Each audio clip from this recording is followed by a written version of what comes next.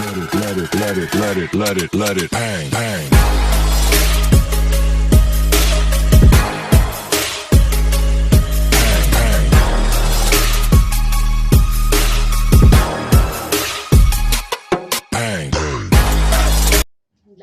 अब आज चाहिँ हामीले चाहिँ यो अब एकदम बेसिक कुराहरू छ आजको टपिकहरू चाहिँ, किनभने धेरै स्टुडेन्ट्सहरूलाई चाहिँ एक्सलेरेसन ड्यू टु ग्रेभिटी पढाउँदाखेरि चाहिँ उहाँहरूले चाहिँ स्पिडको हैन भेलोसिटीको कुराहरू पनि बुझ्नु भएको रहन्छ के, एक्सलेरेसनको कुराहरू यताउता। अब एक्सलेरेसन ड्यू टु ग्रेभिटी त भने अब उसलाई चाहिँ एक्सलेरेसन भनेकै थाहा छैन, केही छैन, यो हुन्छ बेस यताउता, हामी बेसबाटै जाने हो, मैले पहिले भनिसकेको छु। अब हेरौँ है त, फर्स्ट कुरा डिस्टेन्सबाटै सुरु गरौँ हामी, डिस्टेन्सबाटै। यो सब त हामीले ग्रेड 6 बाटै स्टार्ट गर्नु छ। यहाँ पनि हामीले चाहिँ यो अब एकदम बेसिक कुराहरू छ आजको टपिकहरू चाहिँ, किनभने धेरै स्टुडेन्ट्सहरूलाई चाहिँ एक्सलेरेसन ड्यू टु ग्रेभिटी पढाउँदाखेरि चाहिँ उहाँहरूले चाहिँ स्पिडको हैन भेलोसिटीको कुराहरू पनि बुझ्नु भएको रहन्छ के, एक्सलेरेसनको कुराहरू यताउता। अब एक्सलेरेसन ड्यू टु ग्रेभिटी त भने अब उसलाई चाहिँ एक्सलेरेसन भनेकै थाहा छैन, केही छैन, यो हुन्छ बेस यताउता, हामी बेसबाटै जाने हो, मैले पहिले भनिसकेको छु। आज हामी चाहिँ अब बेसबाटै सुरु गरौँ है त। अब डिस्टेन्स, पहिला डिस्टेन्स भने बुझौँ। हामीले सपोज पोइन्ट ए बाट पोइन्ट बी पुग्नु पर्ने छ है, यो पोइन्टबाट यो पोइन्ट बी पुग्नु पर्ने छ। यहाँबाट हामीसँग दुई वा दुई भन्दा बढी बाटोहरू छन्, मानौ we have 2 or more than 2 paths to reach up to B. Either it might be this, or it might be this, or it might be this, right? दुई वा दुई भन्दा बढी पाथ छन्। सो the distance भन्नु खाली just के मात्र भयो त, simply the length between any two points is known as distance। एउटा कुनै दुईटा पोइन्टको चाहिँ length is known as distance के।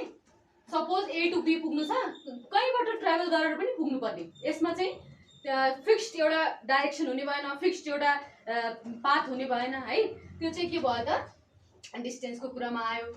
अब यो डिस्टेन्स चाहिँ स्केलर क्वान्टिटी हो भन्छ, स्केलर क्वान्टिटी हो भन्छ के। अब लेन्थको त जहिले पनि एसआई युनिट मिटरमै हुन्छ, एसआई युनिट चाहिँ मिटर है। अब यो डिस्टेन्सलाई स्केलर क्वान्टिटीको भन्नुको मतलब चाहिँ why this distance is known as scalar quantity, because it depends upon magnitude only. कति हो त भन्ने मात्र कुरा डिटरमाइन गर्छ क्या, ओन्ली म्याग्निट्युड कति हो भन्ने कुरा मात्र डिटरमाइन गर्छ। अब हामी एकछिन डिस्प्लेसमेन्टमा जाउँ। अब डिस्टेन्स भनेको कुनै पनि दुईटा पोइन्टमा जहाँबाट पनि पुग्नु पर्ने छ भन्ने छ के। यहाँ यो पनि यो डिस्टेन्स, तर सबैभन्दा छोटो दूरी कुन होला त? कुनै यो पोइन्ट बी सम्म पुग्न, ए बाट बी सम्म पुग्न सबैभन्दा छोटो दूरी त यो भयो है, पोइन्ट ए बाट पोइन्ट बी सम्म पुग्न। The shortest distance between any two point is called what? Displacement. अब एसआई युनिट त यसको मिटरै भयो है, मिटर भयो ओके। तर डिस्प्लेसमेन्ट कहिले पनि कुन क्वान्टिटी हो भन्छ? भेक्टर क्वान्टिटी हो भन्छ के।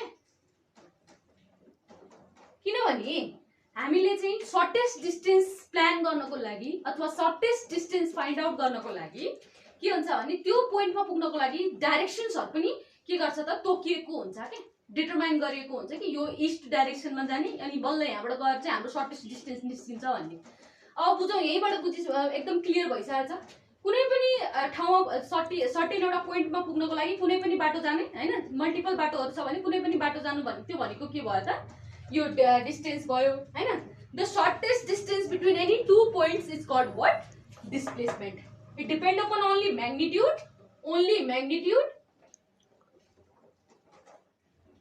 but it depend upon both magnitude as well as direction, MND, both magnitude as well as direction।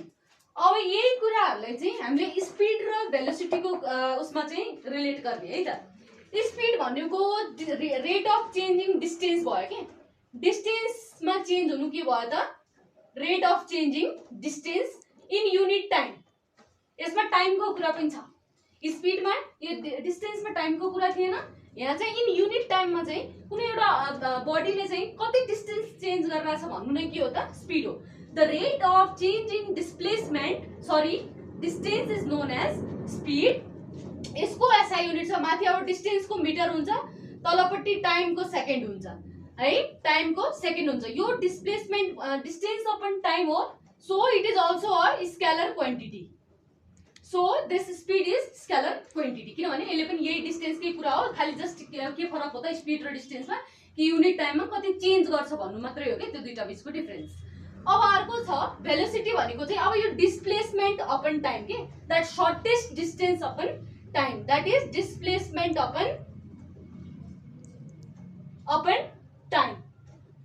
तर भेलोसिटी यहाँ हेर्ने एभरेज भेलोसिटी हुन्छ है, एभरेज भेलोसिटी भनेको के भयो त, initial velocity minus final velocity by 2। Average velocity भन्ने पनि बुझौँ है त। यता हेर्ने सुरुमा इनिशियल पोइन्टमा चाहिँ त्यो सर्टेस्ट डिस्टेन्स ट्राभल गर्ने बेलामा चाहिँ कहिले पनि 0 यो पोइन्टमा छ भने इनिशियल भेलोसिटी कहिले पनि 0 हुन्छ। हामी यहाँबाट त्यहाँ ट्राभल गर्ने बेलामा चाहिँ सर्टेन एउटा भेलोसिटी त चेन्ज भएको होला नि, त्यो चाहिँ के हुन्छ त, v भनेको फाइनल भेलोसिटी। इनिशियल भेलोसिटी कहिले पनि 0 हुन्छ है, मुभिङ मोसनमा भएको अब्जेक्टको हैन। अनि त्यो average velocity that divided by 2 भनेको एभरेज भेलोसिटी भयो। The rate of change in displacement in unit time is known as velocity. तर यो चाहिँ भेक्टर क्वान्टिटी हो, because it depends upon the magnitude as well as both direction, कुन डाइरेक्सनमा गइरहेछ भन्ने कुरो पनि त्यहाँबाट आइडेन्टिफाई हुन्छ। अब यहाँ हेर्ने है त। अब अर्को कुरा छ यहाँ एक्सेलरेसन है। यिनीहरूको एसआई युनिट, यसको नि SI unit metre per second नै भयो हैन भेलोसिटीको। अब एक्सेलरेसनको कुरा है त। अब यसमा चाहिँ rate of change in velocity per unit time भन्छ के। इस डिस्प्लेसमेन्टमा चेन्ज हुनु चाहिँ भेलोसिटी भयो है। यो भेलोसिटीमा पनि एउटा युनिफर्म भेलोसिटीमा पनि त सर्टेन चेन्जेसहरु आउँछ नि। So that rate of change in velocity in unit time is called what, acceleration. Simply यसलाई चाहिँ यसरी पनि लेखिन्छ, a equal to initial velocity minus final velocity by t, that is this is the rate of change in velocity per unit time is known as acceleration. तर यसमा चाहिँ यसको एक्सेलरेसनको एसआई युनिट चाहिँ मिटर पर सेकेन्ड स्क्वायर, किनभने 2 unit टाइममा change भइरहेछ, second into second के हुने भयो त, सेकेन्ड स्क्वायर हुने भयो, त्यति मात्र फरक हो। अनि यहाँ हेर्ने यही acceleration produce on a freely falling body भनेको नै के हो त, rate of change in velocity भनेको एक्सेलरेसन हैन। The rate of that acceleration produced in a freely falling body is known as what, acceleration due to gravity। acceleration produced in a freely falling bodies है। कुनै object चाहिँ माथिबाट तल खसिरहेछ भने त्यसमा लाग्ने चाहिँ के हो त, ग्राभिटी सँगसँगै त्यसमा लाग्ने एक्सेलरेसन चाहिँ के हो त, the rate of changing velocity, that is known as acceleration. Freely falling bodies, that is known as acceleration due to gravity. यसको नि के हो त एसआई युनिट। अब यसमा चाहिँ अलिकति एउटा अर्को पोइन्ट बुझ्नुपर्ने छ। अब एउटै डाइरेक्सनमा एक्सेलरेसन चेन्ज भइरहेछ भने चाहिँ त्यो चाहिँ पोजिटिभ एक्सेलरेसन भयो, प्लस भयो। तर कहिलेकाहीँ कस्तो हुन्छ भने कुनै बाटो घुम्दाखेरि हैन, टोटल एक्सेलरेसन निकाल्दाखेरि हैन, माइनस मतलब अपोजिट डाइरेक्सनमा जब फिर्ता हुन्छ त्यो बेलामा चाहिँ नेगेटिभ एक्सेलरेसन मानिन्छ, त्यसैलाई नै रिटार्डेसन भनिन्छ। कन्फ्युजन नहुनु होला, नेगेटिभ एक्सेलरेसन भ्यालु जब हुन्छ नि त्यो बेलामा चाहिँ रिटार्डेसन हुन्छ। That is the value of negative acceleration or the negative acceleration is known as retardation.